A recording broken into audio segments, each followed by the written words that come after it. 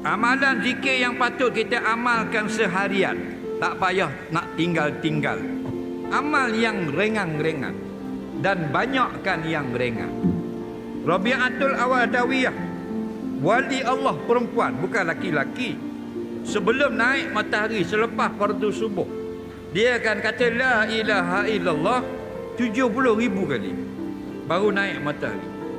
70,000 kali. Nah, ringan. La ilaha illallah, la ilaha illallah, la ilaha illallah. Bukan mesti atas masjid. Kita nak pergi KL, masuk di tol Alustar Utara, nak pergi KL, ting, terangkat pintu tol, ambil tasbih, faham? Nah, astagfirullah, astagfirullah, astagfirullah, astagfirullah, astagfirullah, astagfirullah, astagfirullah, astagfirullah, astagfirullah, astagfirullah, astagfirullah, astagfirullah, astagfirullah, astagfirullah, faham? Sampai di tol Kota Sarang Semut, kurang-kurang 300 mengkata astagfirullah. Betul tak?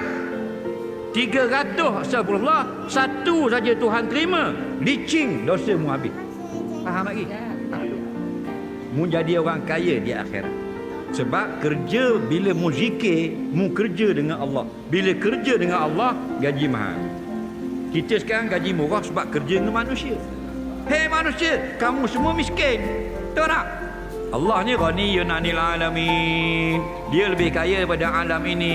Lepas tu Nabi kata, maqala subhanallah tamla'ul mizan yaumil qiyamah. Barang siapa yang sebut sekali saja subhanallah, dia pun tidur, pahala sepenuh neraca pada hari kiamat. Dalam Sahih Ibn Hibban, neraca seluah langit.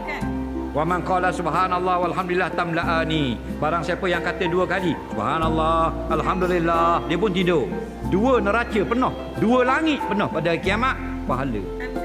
Nampak?